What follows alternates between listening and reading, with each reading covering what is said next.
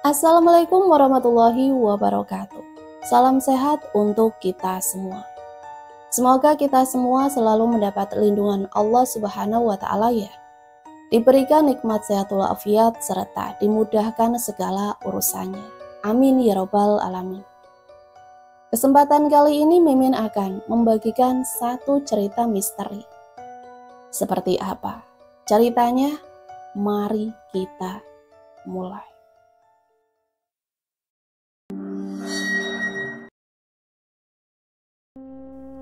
Namanya Bima. Hidupnya berubah dalam sekejap. Usianya yang sekarang ke-32. Ia tak pernah membayangkan akan menjadi suami seorang janda kaya raya, pemilik banyak toko emas di kota besar seperti Ratna. Sebelumnya kehidupannya sederhana, bekerja sebagai staf administrasi di toko bangunan kecil. Gajinya pas-pasan, bahkan sering terlambat bayar kontrakan. Namun pertemuannya dengan Ratna di sebuah seminar bisnis benar-benar mengubah takdirnya. Ratna tampil dengan kecantikannya yang tenang dan dewasa. Kulitnya putih bersih, rambutnya hitam terurai rapi. Senyumannya ramah dan seolah mampu menenangkan siapapun yang melihat. Banyak pria yang pernah mencoba mendekatinya, tetapi Ratna selalu memilih untuk menjaga jarak. Entah alasan apa, dari sekian banyak lelaki, ia jatuh hati kepada Bima. Pria berperawakan biasa, tak tampan berlebihan, tapi berhati lembut. Segalanya berlangsung begitu cepat, bahkan terlalu cepat. Baru 2 minggu saling mengenal, lamaran dilakukan. Sebulan kemudian akad dilangsungkan secara sederhana, hanya keluarga dekat. Bima sempat gugup, namun tak ada penolakan dari satupun pihak keluarga Ratna. Semua tampak manut, seakan telah diatur sejak lama. Ritual akad pun selesai tanpa hambatan, dan mereka resmi menjadi suami istri. 2 hari setelah pernikahan, Ratna mengajak Bima pindah ke rumah peninggalan suaminya yang meninggal 5 tahun silam. Rumah itu berdiri megah di atas tanah luas berpagar besi tinggi dengan arsitektur kolonial ala Belanda. Pilar-pilar besar menjulang. Di bagian teras dipadati ukiran-ukiran rumit yang tampak tua. Saat pertama kali melangkahkan kaki ke dalam halaman, Bima merasakan hawa dingin menyergap kulit. Tidak seperti hawa dingin alami. Rasanya seperti kelembaban bercampur aroma tanah basah yang lama tak terjamah sinar matahari. Pohon beringin tumbuh di salah satu sudut halaman. Akarnya menjulang seakan mencengkram tanah. Daun-daunnya lebat mengeluarkan suara gemerisik yang tidak wajar. Ratna hanya tersenyum tipis menggenggam tangan Bima. Ini rumah keluarga almarhum suamiku. Besar, tapi nyaman. Kita akan tinggal di sini mulai sekarang. Ketika pintu utama dibuka, aroma kayu tua bercampur wangi dupa samar tercium. Di setiap sudut ruangan terdapat patung-patung kuno dengan ukiran kepala manusia bermata kosong, seakan mengawasi siapapun yang masuk. Ornamen emas menghiasi dinding. Lampu gantung kristal menggantung di ruang tengah, memantulkan cahaya kekuningan yang suram. Bima menelan ludah. Rumahnya unik, ucapnya hati-hati. Ratna menoleh singkat, senyumannya tipis namun dingin. Ini warisan, banyak sejarahnya, tapi tenang saja, semua akan terbiasa. Beberapa pembantu rumah berdiri di dekat pintu masuk. Wajah-wajah mereka pucat, tatapan matanya kosong, seperti orang yang menyimpan ketakutan mendalam. Mereka hanya menunduk, tanpa berani menatap Bima. Salah satu di antara mereka, perempuan berusia sekitar 40-an. Bahkan terlihat gemetar ketika Ratna menatapnya. Ada apa? Bisik Bima pelan. Ratna memegang lengan Bima. Mereka hanya takut membuat kesalahan. Di sini aturannya cukup tegas. Mereka berjalan menyusuri lorong panjang menuju kamar utama di lantai 2. Sepanjang lorong bingkai foto keluarga tergantung rapat dengan wajah-wajah asing berbusana kuno. Bima memperhatikan salah satunya. Wajah seorang pria tua dengan mata seperti tidak memiliki bola mata. Gelap dan cekung. Ia bergidik.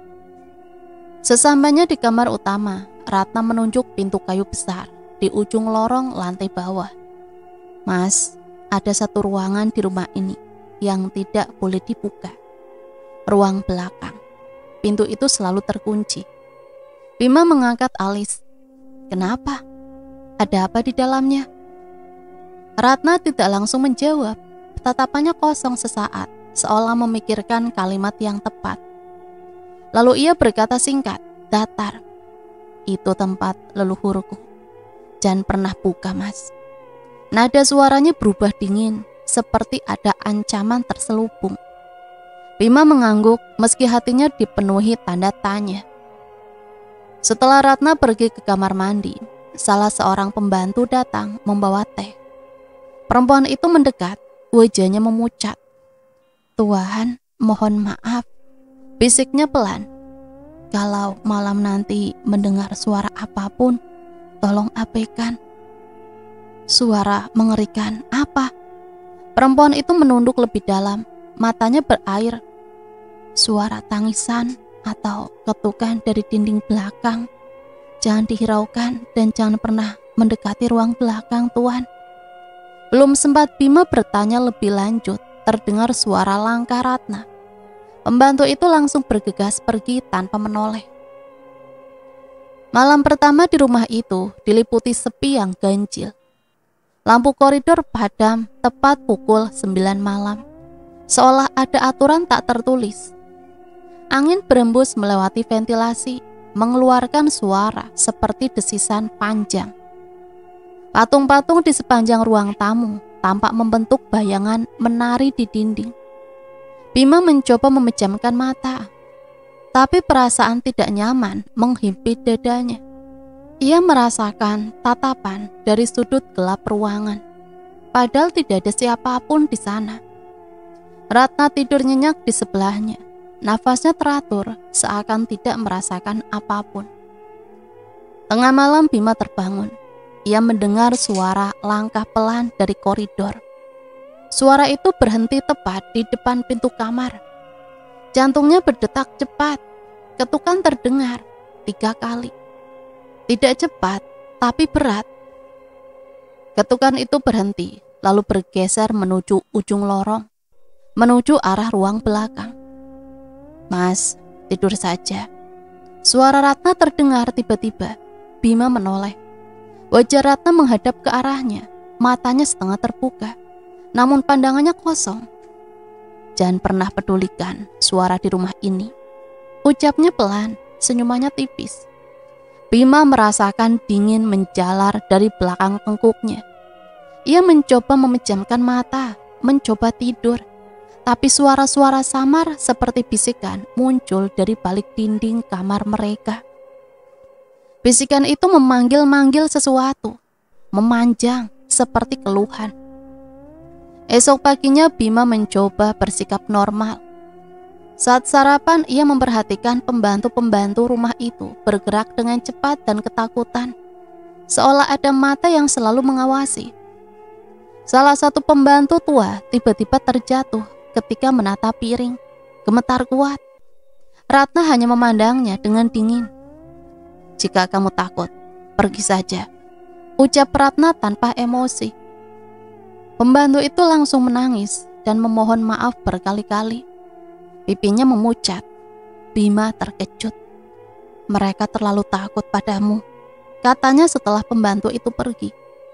Ratna hanya tersenyum manis, tetapi matanya tak ikut tersenyum. Mereka tahu konsekuensinya jika melanggar aturan. Di hari-hari berikutnya, segala sesuatu terasa lebih aneh. Udara di rumah itu dingin meski matahari bersinar terik. Patung-patung seolah berpindah posisi ketika malam tiba, dan ruang belakang selalu terkunci meski kadang terdengar suara samar dari baliknya. Bima mulai menyadari sesuatu. Rumah ini menyimpan rahasia dan Ratna bukan wanita biasa. Malam-malam di rumah besar itu selalu diliputi kesunyian yang tidak wajar. Meski jam baru menunjukkan pukul 11 malam, udara terasa lebih dingin dari biasanya, membuat tulang-tulang Bima menggigil. Tiba-tiba terdengar suara seperti seseorang menahan tangis. Awalnya samar, seperti terbawa angin melalui ventilasi. Bima membuka mata perlahan. Suara itu semakin jelas. Tangisan perempuan, bukan tangisan biasa. Ada lirihan rasa sakit di dalamnya, seperti seseorang yang kehilangan harapan. Bima duduk perlahan, menajamkan telinga. Tanpa membangunkan Ratna, Bima turun ke lantai bawah. Lorong-lorong gelap menyambutnya. Cahaya lampu gantung berayun perlahan, padahal tidak ada angin. Ketika sampai di ruang tamu, suara tangisan terdengar lagi lebih jelas. Bima menahan nafas. Siapa di sana? Tidak ada jawaban. Hanya suara isakan pelan seperti bisikan. Tangannya gemetar saat ia mendekat ke arah dinding sebelah kanan ruang tamu. Dinding itu dipenuhi lukisan keluarga dan ornamen emas. Tolong tubuhku. Bima terlonjak mundur. Suaranya bukan suara angin, bukan suara gemuruh pipa air. Itu suara manusia, suara perempuan dalam kesakitan. Jantungnya berdetak cepat. Ia menempelkan telinga lebih dekat ke dinding. Kembalikan tubuhku. Bima menghirup nafas dalam, mencoba menemukan celah. Ia mengeruk dinding perlahan.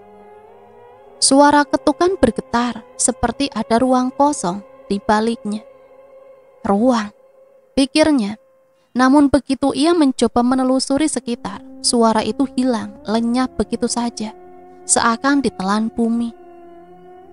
Keheningan tiba-tiba terasa lebih menakutkan. Bima merasakan bulu kuduknya berdiri. Ia segera kembali ke kamar. Keesokan paginya, saat sarapan, Bima mencoba terlihat santai. Mas, kenapa wajahnya pucat begitu? Semalam aku dengar tangisan dari ruang tamu. Jawab Bima hati-hati, matanya mengawasi respon istrinya. Seperti suara perempuan meminta tolong. Ratna menatap Bima sejenak lalu tersenyum. Mungkin suara angin, rumah tua, wajar. Jawabnya terlalu cepat, terlalu enteng. Tapi suaranya jelas Ratna, seperti orang. Belum selesai Bima menyelesaikan kalimatnya, ia melihat sesuatu, mata Ratna.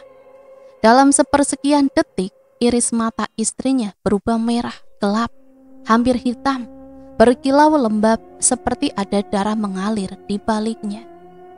Namun perubahan itu hilang begitu cepat sehingga Bima bertanya pada dirinya sendiri, apakah ia hanya berhalusinasi? Malam berikutnya Bima tidur lebih awal. Hatinya masih diselimuti rasa penasaran. Namun ketika matanya terpejam, mimpinya mulai aneh. Ia berada di sebuah ruangan gelap. Udara dingin menusuk. Di depannya ada cermin besar berbingkai emas kehitaman. Warnanya kusam seperti berkarat. Dalam pantulan cermin terlihat seorang perempuan duduk di kursi tua. Rambutnya panjang, menjuntai hingga menyentuh lantai. Namun anehnya, perempuan itu tidak memiliki wajah. Hanya kulit putih rata tanpa mata, hidung atau mulut. Darah mengalir dari lehernya, menetes-netes ke lantai, membentuk genangan merah gelap. Perempuan itu bergerak pelan, memutar kepala ke arah Bima. Meski tanpa wajah, Bima bisa merasakan tatapan tajam menusuk ke arahnya. Kembalikan tubuhku. Suara itu muncul tanpa bibir. Tiba-tiba perempuan itu meraba lehernya, menarik seutas kain kafan yang melilit seperti tersangkut. Darah memancar mengenai cermin. Ia mendekat, semakin dekat, sampai Bima bisa mencium bau anyirnya. Kembalikan tubuhku, tolong. Seketika perempuan itu meraih tangan Bima dingin, licin, seperti lendir, dan menariknya menuju cermin. Bima berteriak, tetapi suaranya tidak keluar. Wajah perempuan itu mulai retak, pecah seperti porselen, mengeluarkan darah lebih banyak. Tiba-tiba suara retakan keras terdengar. Cermin di belakang perempuan itu retak. Dari retakan muncul tangan-tangan hitam memanjang, seperti akar mencoba meraih Bima. Ia terbangun dengan nafas tersengal, keringat dingin membasahi tubuhnya. Ratna tidur di sebelahnya, wajahnya pucat namun tenang, terlalu tenang. Bima mengusap wajahnya, mencoba menenangkan diri. Namun ketika ia menunduk melihat lantai tepat di bawah tempat tidurnya, ada jejak basah kecil merah kecoklatan. Jejak yang mengarah ke pintu kamar. Darah. Namun ketika ia menyentuhnya, lantai justru kering. Tidak ada bekas apapun. Bima memberanikan diri untuk menceritakan mimpi itu pada salah satu pembantunya yang terlihat paling tua, Bu Sarmi. Permisi, semalam saya mimpi perempuan tanpa wajah. Bu Sarmi langsung memotong, matanya membesar. Jangan cerita begitu di sini, Tuan. Bisiknya panik, melihat ke arah lorong. Rumah ini suka mendengar. Maksud Bu Sarmi, perempuan itu menggigit bibir, wajahnya ketakutan. Sudah banyak yang pergi dari sini, banyak yang hilang sebelum Tuan. Ucapnya lirih. Bima merinding. Sebelum saya apa? Namun belum sempat Bu Sarmi menjawab, langkah sepatu terdengar dari belakang. Ratna muncul, tersenyum. Ada apa pagi-pagi begini, Bu Sarmi? Bu Sarmi langsung menunduk. Tidak ada, Bu. Hamba hanya menanyakan menu sarapan. Ratna berjalan mendekat. Tangannya menyentuh bau Bu Sarmi dengan lembut. Namun kelembutan itu justru membuat yang disentuh bergetar ketakutan. Nanti jangan mengganggu Mas Bima dengan cerita-cerita tidak perlu. Suara Ratna lembut, tetapi ada tekanan. Bu Sarmi nyaris pingsan ketika Ratna pergi. Hari-hari berikutnya, suara-suara dari balik dinding muncul, semakin sering. Kadang berupa isakan, kadang erangan, kadang suara seperti kuku menggaruk batu. Bima mencoba mencari celah menuju ruang belakang, tapi selalu tak ditemukan kuncinya, serta larangan Ratna mencengkram pikirannya. Malam ketiga ketika suara itu kembali muncul, Bima menempelkan telinganya ke dinding. Isaknya terdengar lebih dekat. Tubuhku, kembalikan. Ada ketukan pelan. Tangannya gemetar. Siapa kamu? Bisiknya. Tidak ada jawaban. Namun tiba-tiba dari arah kamar, suara Ratna terdengar memanggil. Mas, masuk kamar sekarang. Nada suaranya datar, dingin. Bima menoleh. Ratna berdiri di ujung lorong, rambutnya terurai kusut, matanya kosong, menatap lurus. Dalam meredup cahaya mata itu, kembali memerah kehitaman. Dengan suara sangat lirih, hampir tidak terdengar, Ratna berkata, kalau kau terus mendengarkan, kau akan menggantikannya. Bima membeku, tidak berani bergerak, tidak berani bertanya. Namun kini ia tahu, rumah itu tidak sekedar menyimpan rahasia. Ada seseorang atau sesuatu yang meminta tubuhnya kembali, dan suara itu mulai memanggil namanya. Pagi itu cahaya matahari terhalang oleh pepohonan besar di halaman belakang rumah, menyebabkan koridor tampak redup meski hari sudah terang. Bima turun dari kamar tidur dengan langkah lesu. Semalaman ia kurang tidur, masih dihantui suara-suara samar dari balik dinding. Tubuhnya terasa berat, kepalanya berdenyut pelan. Ia berjalan menuju dapur untuk mengambil segelas air. Namun sebelum masuk, telinganya menangkap percakapan dua pembantu yang sedang memotong sayuran. Mereka berbicara dengan suara gemetar, memastikan setiap lorong kosong. Bima berdiri tepat di balik pintu, memperhatikan. Aku dengar bulan depan waktunya lagi, bisik pembantu pertama. Suaranya serak, penuh ketakutan. Ya Tuhan, jangan sebut itu di sini. Balas pembantu kedua, menoleh ke arah lorong, seperti ada mata yang mengawasi. Kalau Bu Ratna dengar, kita bisa hilang tanpa jejak. Tapi gimana kalau yang diserahkan kali ini? Kamu diam. Potong pembantu kedua, nafasnya tersengal. Tiap 7 bulan selalu ada korban. Kamu tahu itu. Bima merasakan jantungnya berhenti sejenak. Pembantu pertama melanjutkan, lebih pelan. Kau pikir dari mana semua toko emas itu berasal? Pesugihan keluarga, perjanjian darah. Setiap 7 bulan harus ada jiwa manusia diserahkan. Kalau tidak, ia tidak menyelesaikan kalimatnya, tetapi tangannya gemetar. Pembantu kedua mengusap air mata. Kau ingat dulu pembantu yang bernama Wati.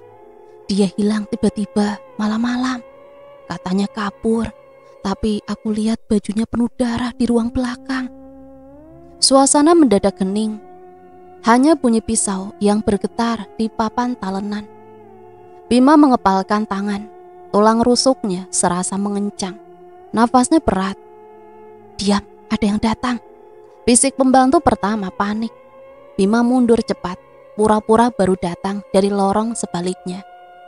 Ketika ia masuk, kedua pembantu itu tersentak. Wajah mereka pucat. Mereka menunduk begitu dalam, menghindari tatapannya. Pagi Tuan. Suara mereka gemetar. Bima tersenyum tipis, padahal hatinya bergejolak. Pagi, tolong siapkan teh di ruang baca. Setelah itu ia langsung pergi, meninggalkan dapur dengan pikiran berputar dan rasa curiga yang kian tajam.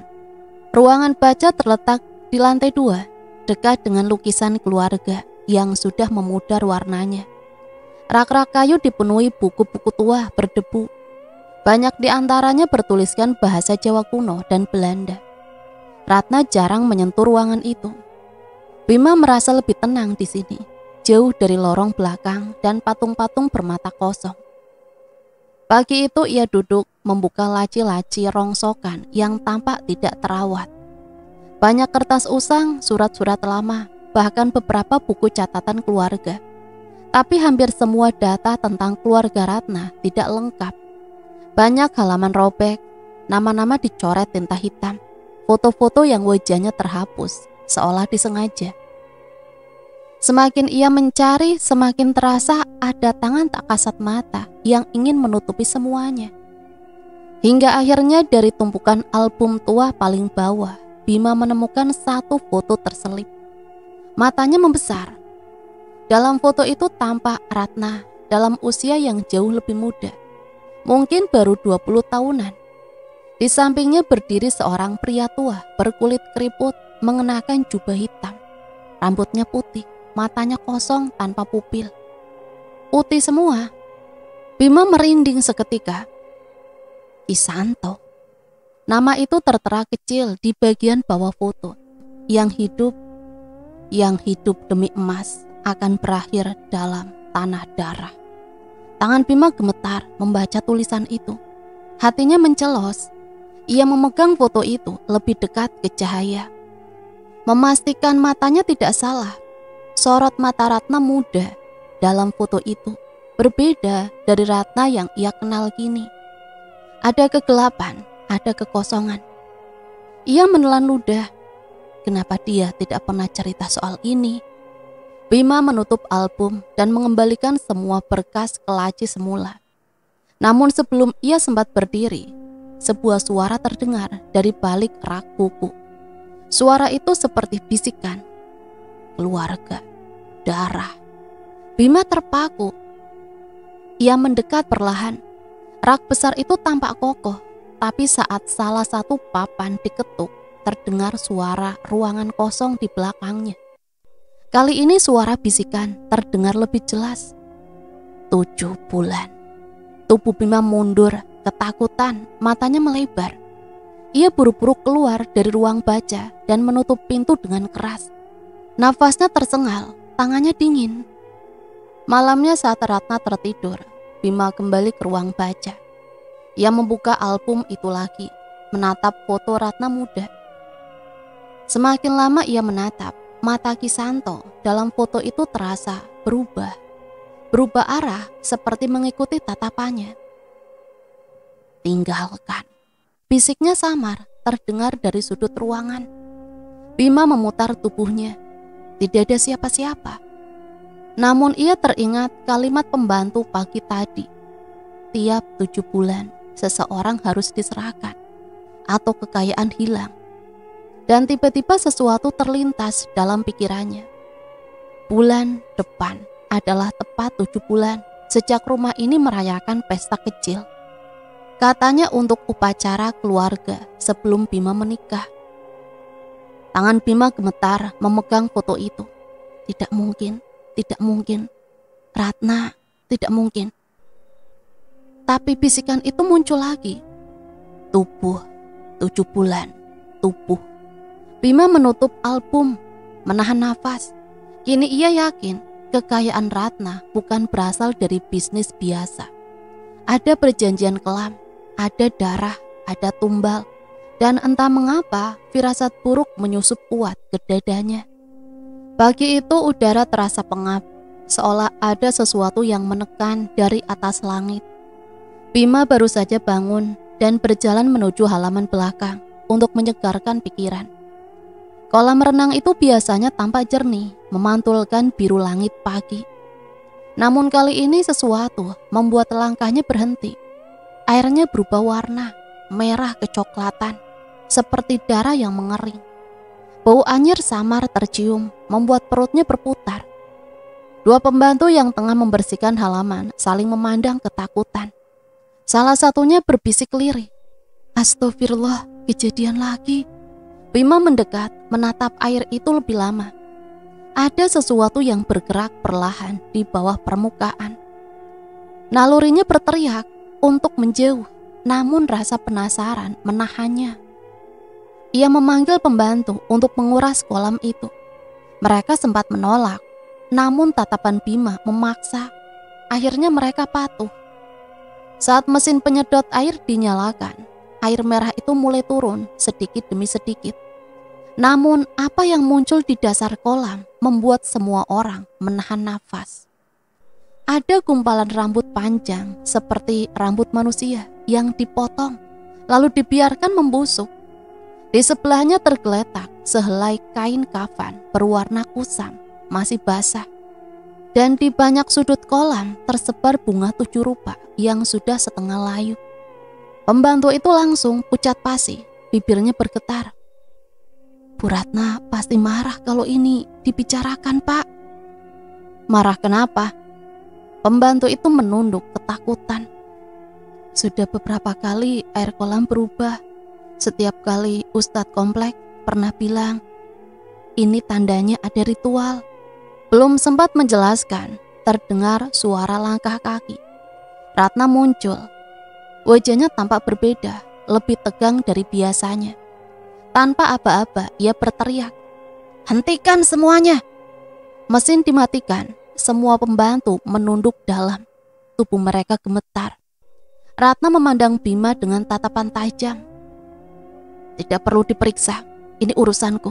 Tidak ada yang harus dibicarakan." Nadanya dingin, tidak memberi ruang bantahan. Ia berbalik dan masuk ke dalam tanpa menunggu jawaban. Malam harinya, tepat pukul 12 malam, Bima terbangun oleh aroma dupa. Ia bangkit pelan, berjalan menuju halaman belakang. Dari kejauhan ia melihat cahaya redup di tepi kolam. Ratna. Ia mengenakan kebaya hitam, rambut terurai, wajahnya tidak sepenuhnya terlihat. Di tangannya terdapat kendi tanah liat tua. Sementara di sebelahnya, dupa menyala. Asapnya berputar seperti kabut hitam melingkar. Ia membungkuk pelan, bibirnya berbisik, bahasa yang tidak dipahami Bima. Nadanya rendah, mendengung seperti mantra. Air kolam yang sebelumnya sudah hampir jernih, kini bergolak pelan. Riak kecil berubah menjadi pusaran. Bima membeku di balik tiang, tidak berani bergerak. Jantungnya berdetak keras. Ratna mengangkat kendi, lalu menuangkan cairan hitam pekat ke permukaan air. Seketika, bau busuk menusuk hidung. Kolam bergetar, lalu sesuatu muncul. Perlahan wajah menghitam, berlendir muncul dari bawah air. Matanya kosong, tidak memiliki bola. Hanya cekungan gelap menatap lurus ke arah Bima. Bibir makhluk itu bergerak, mengeluarkan suara serak. Jantung Bima mencelos, tubuhnya refleks mundur, dan tanpa sengaja kakinya menginjak ranting kecil. Suara itu memecah ketegangan. Ratna menoleh perlahan. Kepalanya terangkat dengan gerakan patah, terlalu cepat untuk manusia biasa. Wajahnya menegang, mata seolah bersinar merah gelap sebelum padam kembali. Ia menatap suaminya tanpa emosi. "Kau." Suaranya datar namun mengandung ancaman. "Seharusnya tidak melihat ini, Mas." Bima tidak bisa bicara, lidahnya keluh. Ratna menegakkan tubuh lalu berdiri memandangnya dengan lembut. Namun kelembutan itu palsu. "Mas Bima," ujar Ratna sambil mendekat. "Ada hal-hal keluarga ini yang tidak boleh seorang suami tahu." Bima mundur satu langkah. "Ratna, jelaskan apa sebenarnya yang kau..." Ratna mengangkat telunjuknya dan menempelkan pada bibirnya. "Jangan bertanya." Dari kolam, makhluk berlendir itu perlahan tenggelam kembali. Namun sebelum menghilang, ia menatap Bima dan menggerakkan bibirnya membentuk kata yang lebih jelas. 7 bulan. Sesuatu dalam dada Bima serasa runtuh. Bisikan para pembantu, cerita tentang perjanjian gelap mulai terasa masuk akal. Ratna melihat reaksi suaminya dan tersenyum tipis. "Tidurlah, Mas, tidak baik berkeliaran malam-malam. Rumah ini punya telinga." Ia berbalik mengangkat dupa dan kendi lalu masuk ke rumah. Bima tetap berdiri terpaku, bulu kuduknya meremang. Sepanjang malam ia tak bisa tidur. Setiap kali ia memejamkan mata, wajah hitam berlendir itu muncul lagi. Tangannya gemetar. Pertanyaan berputar di kepalanya. Siapa yang dimintai tumbal? Untuk apa ritual itu dilakukan? Dan apa maksud kata 7 bulan? Namun ada satu pertanyaan yang lebih menakutkan. Apakah dirinya calon berikutnya? Malam itu Bima akhirnya menyadari ia telah menikahi lebih dari sekedar seorang wanita kaya. Ia telah menikah dengan sebuah keluarga yang membawa warisan darah. Dan kolam itu hanya permulaan. Pagi itu Bima tak tahan lagi. Ia akhirnya mendesak Ratna. "Aku ingin kau jujur tentang semua yang terjadi di rumah ini, Ratna. Tentang ritual semalam, tentang suara-suara itu, tentang kolam." "Aku tak bisa, Mas." "Kau harus bisa. Kalau kau masih menganggapku suamimu." Keheningan menyelimuti ruangan. Akhirnya Ratna berbalik perlahan. Wajahnya tampak lelah. Matanya memerah seolah kurang tidur. "Mas Bima, aku takut." Suaranya pecah. Bima maju satu langkah.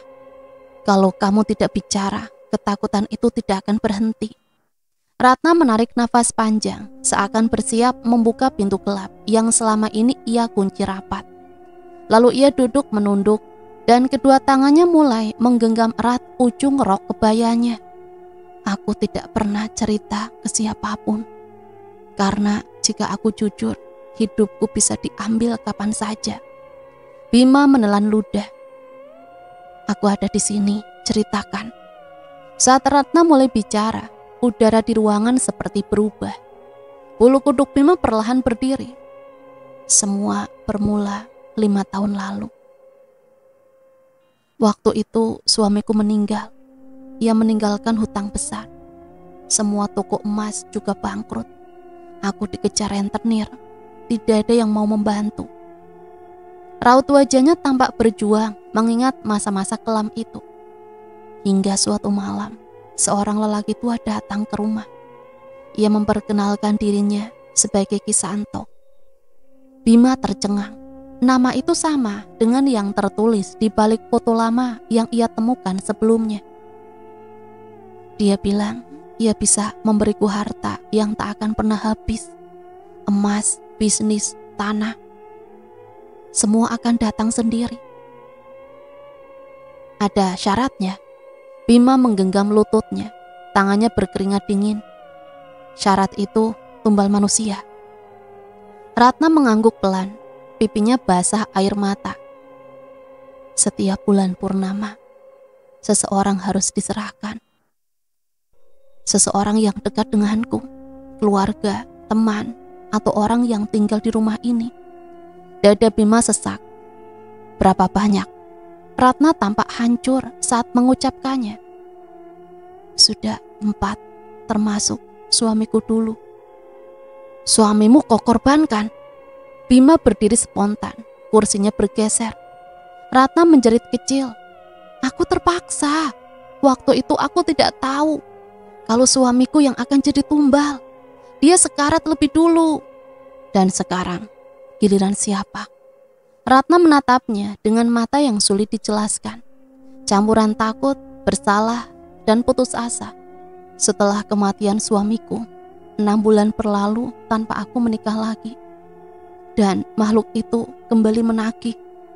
Ratna meremas tangannya. Dia bilang, aku harus menikah, lalu menyerahkan sebagai tumbal terakhir pengorbanan. Bima membeku, otot-ototnya mengeras. Jadi, suara Bima tercekat. Dan aku hanya bagian dari perjanjian itu. Ratna terisak. Jangan bilang begitu, Mas. Aku mulai mencintaimu jauh sebelum aku tahu giliranmu akan datang. Aku mencoba menolak, aku mencoba lari. Tapi Kisanto selalu kembali, selalu. Pikiran Bima berputar cepat, tangannya gemetar. Rasanya dunia runtuh di hadapannya. Sampai kapan? Bulan purnama berikutnya, jawab Ratna pelan. 7 hari lagi. Bima merasakan dingin merayap menyelimuti kulitnya. Seperti ada tangan tak terlihat mengusap punggungnya. Kalau begitu, putuskan saja perjanjiannya, teriak Bima setengah gila. Ada banyak cara. Kita bisa pergi dari rumah ini. Kita bisa. Tidak bisa, Mas. Ratna memotong. Perjanjian itu terikat pada darah. Selama aku hidup, Kisanto akan menagih. Jika aku mencoba kabur, tubuhku akan membusuk perlahan. Ratna bangkit, menarik kerah bajunya sedikit. Lehernya memerah kehitaman seperti dicap. Ini tandanya masaku sudah terikat selamanya. Bima memalingkan wajah, mual melihat tanda itu. Lalu kenapa aku? Kau bisa cari orang lain. Karena Kisanto menginginkanmu. Semakin dekat hubunganku, semakin besar energi tumbalnya. Dan hanya suami yang paling dekat. Ratna menangis lagi. Aku menyesal karena mulai mencintaimu. Seharusnya aku tidak mengizinkan hatiku melunak. Itu membuatmu pilihan terbaik. Pilihan untuk mati. Bima mendesis, kepalanya pusing. Ratna menggeleng cepat sambil menggenggam tangan Bima. Tidak, Mas, tidak. Mas Bima tidak boleh mati. Aku akan menolak sampai akhir. Aku akan mencari cara. Kau sudah coba, potong Bima dingin. Ratna mengangguk sambil terseduh. Sudah 2 kali orang-orang yang mencoba membantu, tapi mereka malah mati mengenaskan. Suasana hening lagi, hening yang menyesalkan. Bima duduk kembali memijit pelipisnya. Kau tahu apa yang paling menyakitkan, Ratna? Suaranya rendah. Aku menikah denganmu dengan ketulusan. Aku pikir mungkin ini awal yang baru. Aku pikir aku bisa membangun keluarga. Ratna menangis keras. Maafkan aku, Mas. Aku tidak bermaksud menjebak. Aku takut miskin lagi. Aku takut kembali dihina. Aku serakah. Bima menatapnya lama. Mata Ratna merah, wajahnya pucat. Tapi di balik ketakutannya ada sesuatu lain. Keputusasaan yang mendorong wanita itu masuk ke jalan gelap. Aku berjanji, aku akan mencari cara lain. Bisik Ratna putus asa. Aku tidak akan menyerahkanmu, meski itu berarti aku yang akan mati. Bima terdiam. Kalimat itu menusuknya dalam-dalam. Meski ia ingin menyangkal, ia tahu Ratna jujur. Mas, Ratna berbisik, tangannya gemetar meraih lengan Bima. Jika nanti aku hilang, jangan cari aku. Jangan buka ruangan belakang itu. Di sana, semua balas dendam bersemayam. Tidak, Bima berdiri. Aku tak akan membiarkanmu mati. Kita akan lawan makhluk itu. Ratna memeluknya kencang, gemetar. Terlambat, Mas. Dan malam itu, untuk pertama kalinya, Bima menyadari ia tidak hanya menikahi seorang wanita. Ia menikahi sebuah perjanjian yang menuntut darah. Hari-hari setelah pengakuan Ratna berjalan begitu lambat sekaligus menakutkan. Bima mulai merasakan sesuatu yang berbeda dalam tubuhnya. Awalnya hanya mimisan kecil di tengah malam. Ia pikir itu karena stres. Namun ketika bangun pada malam ketiga, darah mengalir dari hidungnya begitu deras hingga membasahi bantal. Nafasnya tersengal, tubuhnya terasa dingin meski ia berselimut tebal. Ratna yang tidur di sebelahnya tersentak melihat banyaknya darah. Bima merasakan kepalanya berat, seakan ada cairan panas mengalir di balik kulit kepalanya. Tadi aku bermimpi, ada tangan besar menutupi wajahku. Ratna menahan tangis. Itu tandanya kutukan mulai bekerja, Mas. Semalaman mereka tidak tidur. Pagi harinya ketika Bima hendak mandi, ia memperhatikan kukunya di bawah cahaya kamar mandi. Kuku itu membiru gelap, seperti dia mengalami pembekuan darah. Bukan hanya satu, tapi semua kuku. Saat ditekan, muncul rasa sakit seperti ditekan jarum, padahal tidak ada luka. Setelah beberapa saat, matanya terpaku pada bayangannya sendiri. Ada sesuatu yang aneh, bayangannya tidak mengikuti gerakannya. Bima mengangkat tangan kanan. Di cermin, bayangannya mengangkat tangan kiri. Ia memicingkan mata, bingung. Pikirannya menebak ini hanyalah ilusi karena kurang tidur. Namun saat ia mundur satu langkah, bayangannya tidak mundur, justru tetap berdiri dengan tatapan kosong. Lalu sedikit memiringkan kepala, gerakan yang sama sekali tidak ia lakukan. Ratna, serunya panik. Ia mundur beberapa langkah sebelum akhirnya berlari keluar kamar. Ratna datang terburu-buru. Kenapa, Mas? Bayanganku bergerak sendiri. Ratna menatap cermin dengan hati-hati. Saat ia datang, bayangan itu kembali normal. Tapi raut wajah Ratna mengeras seperti memahami sesuatu yang lebih buruk daripada yang Bima kira. Suatu pagi ketika Bima hendak mengganti baju, ia melihat sesuatu di dadanya. Sebuah bekas telapak tangan hitam pekat terukir di kulitnya, seperti dibakar dari dalam. Bima menyentuhnya, tapi tidak terasa panas. Justru terasa dingin dan menembus tulang. Ratna yang melihatnya menjerit. Mas, tanda itu sudah muncul, Mas. Apa artinya? Itu tandanya penjemputan. 7 hari sebelum nyawa diambil, telapak tangan Kisanto akan muncul di dada target. Bima memukuli dadanya dengan panik seakan bisa menghapusnya. Namun tanda itu tetap menempel, tak bergerak. Ratna akhirnya mengambil langkah. Ia memanggil beberapa orang pintar dari berbagai daerah.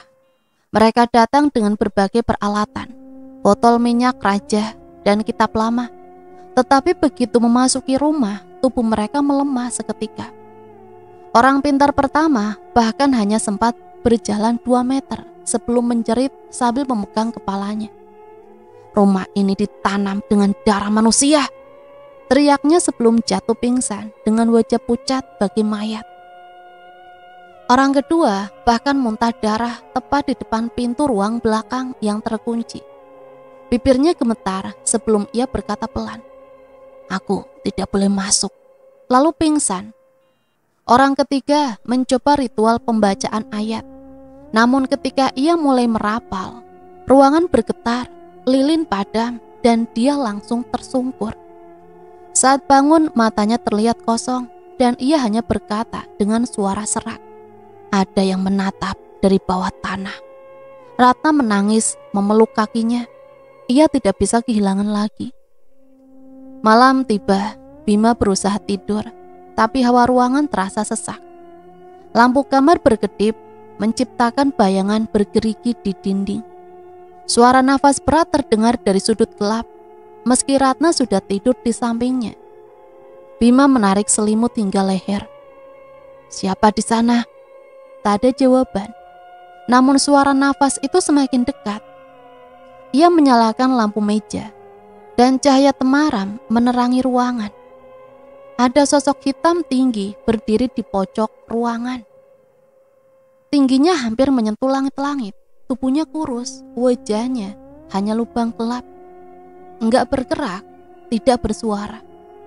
Bima memejamkan mata, berharap itu hanya halusinasi. Namun ketika membuka mata kembali, sosok itu sudah berada lebih dekat.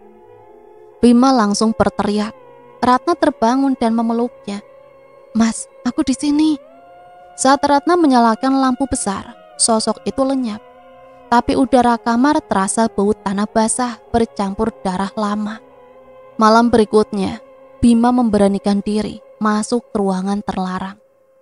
Ruangan itu luas, namun bukan itu yang membuat tubuhnya kaku, melainkan apa yang memenuhi ruangan tersebut. Puluhan patung berdiri berjajar. Mereka berwujud manusia dengan detail nyaris sempurna. Kulitnya terlihat seperti kulit sungguhan, teksturnya halus, lipatan wajah tampak alami. Bahkan kuku dan rambut pun terlihat nyata. Namun ekspresi wajah patung-patung itu penuh penderitaan. Mulut terbuka seolah mencerit, mata terbelalak. Semuanya mengarah ke Bima. Bima menelan ludah. Apa ini? Ia melangkah perlahan mendekati salah satu patung. Perutnya mual, tangan gemetar, meraba pipi patung itu, dingin. Namun ada sesuatu yang lembab di permukaan kulitnya, seperti embun atau keringat. Cahaya lilin bergoyang karena angin yang entah dari mana datang. Tiba-tiba tetesan jatuh ke punggung tangan Bima. Hangat. Ia menatap ke atas. Dari mana asal tetesan darah itu? Seketika Bima mundur, hampir menjatuhkan lilin. Dari patung lain, darah juga menetes. Semakin lama semakin deras, menodai lantai, mengalir seperti air mata penderitaan. Suara lirih muncul dari jauh. Bukan hujan, bukan angin, tapi bisikan. "Biarkan kami pergi. Tolong. Sakit." Bima gemetar hebat. Suara langkah terdengar dari gelap di belakangnya. Bima berbalik badan dengan panik. Ratna muncul, wajahnya pucat pasi. Rambutnya basah seperti habis terendam air. Mata yang biasa coklat indah kini berubah kelam, nyaris hitam seluruhnya. "Mas, kenapa masuk?" "Ruangan apa ini, Ratna?" Ratna menunduk, bahunya bergetar. "Aku sudah bilang, jangan pernah masuk. Ini tempat hukumanku." Bima mendekat, matanya tak berkedip. "Apa maksudmu, tempat hukuman?" Ratna mengangkat wajah, air matanya mengalir. "Mereka, orang-orang yang dulu kukorbankan. Kisanto menyuruhku mengawetkan tubuh mereka dengan minyak ritual. Mereka harus tetap berdiri di sini sampai semua hutang terbayar." Bima mundur satu langkah, matanya membelalak, tubuhnya gemetar hebat. "Jadi ini bukan patung?" Suaranya pecah. Ratna mengangguk. "Ini tubuh asli, kulit asli, darah asli." "Kau gila, Ratna, kau gila." Bima mendorong tubuh Ratna dan berlari mundur. Lilin di tangannya hampir terjatuh, nafasnya terputus-putus, perutnya mual. Ia memegang dada yang kini berdenyut keras. Bekas telapak tangan hitam bergetar. Setiap detik terasa lebih gelap. Salah satu patung tiba-tiba bergerak. Jari-jarinya gemetar. Bibirnya sedikit terbuka, dan terdengar suara serak.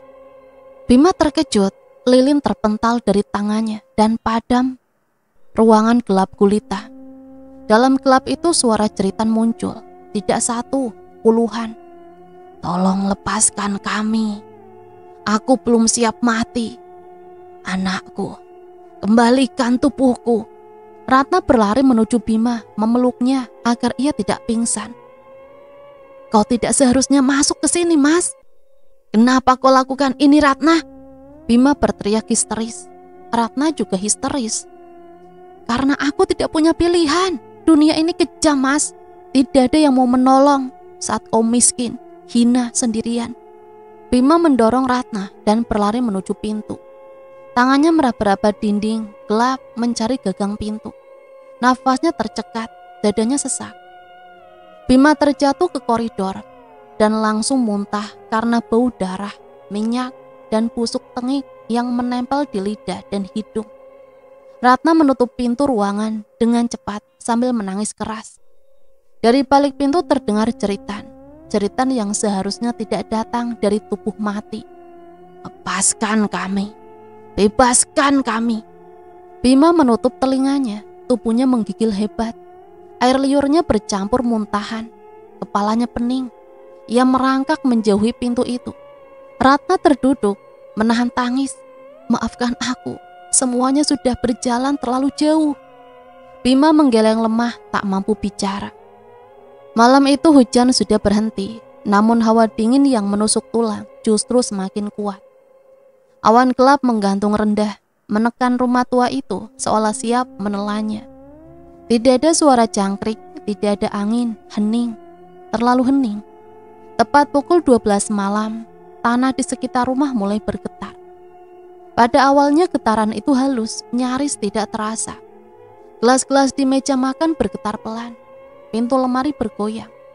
Bima terbangun dengan napas tersengal, dadanya nyeri hebat. Bekas telapak hitam itu kini membara seperti bara hidup. Getarannya semakin kuat. Lukisan di dinding jatuh satu persatu, pecah berserakan. Lantai retak, tanah di bawahnya berdenyut seperti jantung. "Ratna!" Bima berteriak sambil bangkit dari ranjang. Ia melihat Ratna duduk di sudut kamar, memeluk lutut, tubuh gemetar seperti anak kecil ketakutan. Aku merasa mereka datang." Getaran berhenti secara tiba-tiba, namun keheningan yang menyusul jauh lebih mengerikan. Halaman belakang mendesis, lalu tanahnya retak, lubang kecil muncul diikuti aroma busuk menyengat. Tanah bergolak seperti lumpur hidup. Dari retakan itu, jari-jari pucat keluar perlahan, disusul tangan lain. Bima dan Ratna berdiri di dekat pintu belakang ketika tanah meledak seperti ledakan dari bawah. Sosok-sosok muncul, tubuh membusuk, kulit mengelupas, rambut rontok, sebagian tanpa rahang, sebagian dengan mata melotot kosong. Bau kematian dan tanah basah memenuhi udara. Mulut mereka membuka pelan, mengeluarkan suara yang tidak seharusnya keluar dari tenggorokan manusia. Arwah-arwah itu melangkah maju. Bima panik, ia berlari menuju gerbang depan, mendorongnya sekuat tenaga. Gerbang itu terbuka lebar. Ia berlari keluar, nafas terengah-engah, tidak menoleh ke belakang. Namun hanya beberapa langkah, dunia memutar. Dalam sekejap ia kembali berdiri tepat di depan pintu rumah. Matanya membelalak. Tidak mungkin, tidak mungkin. Ia mencoba lagi berlari ke arah taman.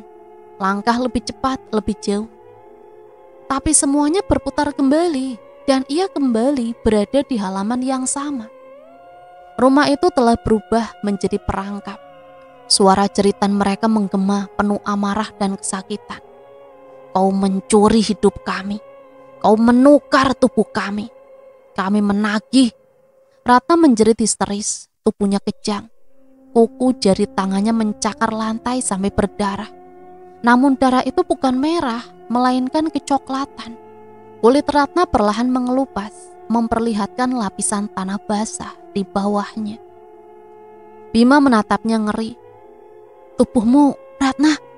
Ratna meraba pipinya, lapisan dagingnya terkelupas, memperlihatkan tanah hitam, seperti lumpur kuburan. Tidak, tidak, tolong! Ia menangis, namun air matanya berubah menjadi butiran debu tanah. Tangannya gemetar, daging lengannya perlahan luruh seperti longsor lumpur. Dari pori-pori tubuhnya, cacing-cacing kecil merayap keluar. Dari retakan tanah muncul sesuatu perlahan, lebih tinggi, lebih gelap, lebih mengerikan daripada arwah lain. Wujudnya tinggi, berjubah hitam, berdiri tegak. Wajahnya tidak punya mata. 2 lubang hitam menganga, mengeluarkan asap pekat. Tangannya panjang, menggenggam tongkat dari tulang manusia. Pucuknya dihiasi tengkorak kecil. Ratna yang setengah membusuk menunduk sujud di hadapan wujud itu.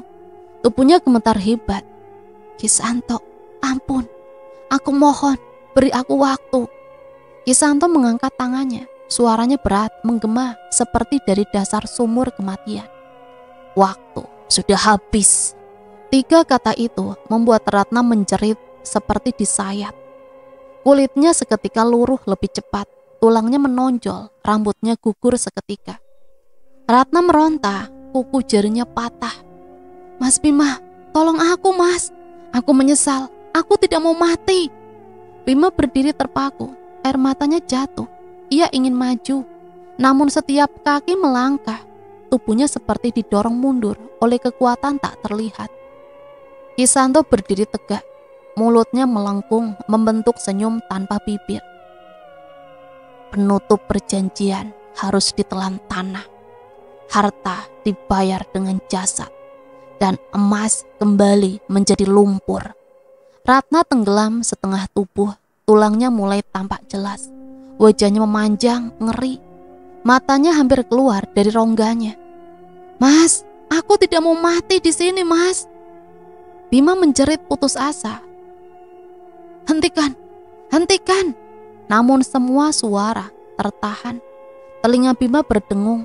Ia tak bisa mendekat, tubuhnya membeku di tempat. Ratna tenggelam sampai dada. Arwah-arwah korban menarik lebih keras. Suara tulang retak terdengar jelas. Tanah menutup tubuhnya perlahan, sampai hanya kepala yang tersisa. Mata Ratna mencari Bima dalam ketakutan.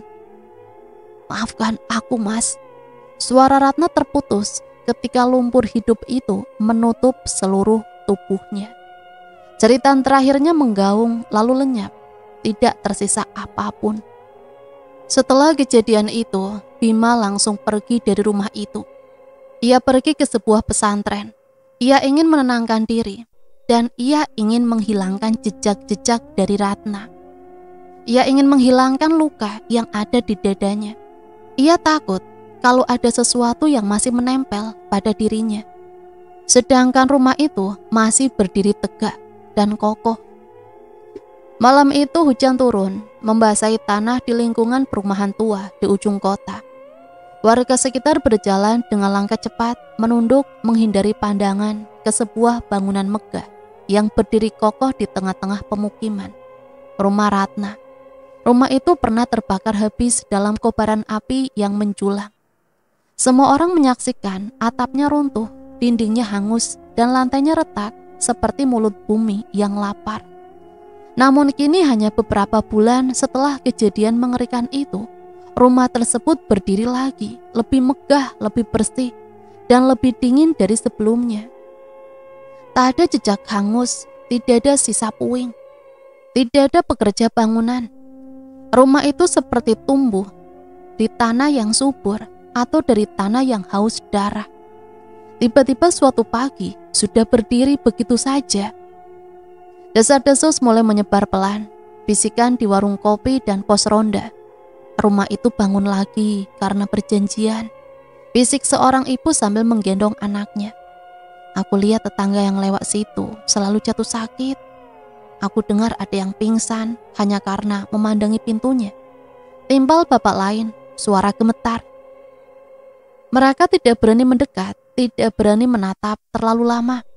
Karena setiap kali mata bertemu dengan kaca jendela rumah itu, mereka merasakan sensasi dingin menusuk tulang. Seperti ada sesuatu di dalam rumah yang menatap balik. Burung-burung pun enggan hinggap di sana. Kucing melengos jauh. Bulu mereka berdiri tanpa sebab. Pada malam Jumat, kabut tebal menyelimuti perumahan. Udara menjadi berat seperti mengandung tanah kuburan. Angin berhenti berhembus. Warga berkumpul di pos ronda. Wajah pucat, lingkar mata menghitam. Dari kejauhan, tiba-tiba terdengar suara kereta kuda. Padahal tidak ada jalan cukup besar untuk kereta. Tirai jendela rumah itu terbuka pelan. Siluet perempuan berkebaya tampak berdiri di baliknya. Rambutnya panjang hitam menutupi sebagian wajah. Ia menatap keluar ke arah warga. Semua yang melihatnya spontan jatuh terduduk, tubuh gemetar. Mata memerah seolah darah hendak menetes. Beberapa orang berteriak, "Jangan dilihat, jangan dilihat." Tirai menutup kembali. Tangisan bayi terdengar dari halaman sebelah. Namun warga tahu tak ada bayi yang tinggal di sana. Kabar rumah itu menyebar jauh. Orang-orang dari kota lain berdatangan untuk sekedar melihat. Tapi banyak yang pulang dengan demam, muntah darah, atau terus mengigau dalam tidur, menyebut nama Bima. Nama itu kini tabu, tidak ada yang berani mengucapkan lantang. Karena setiap kali nama itu disebut, patung di teras tampak tersenyum sedikit. Suatu sore seorang gadis kecil pulang sekolah sendirian. Ia berhenti di depan pagar rumah itu.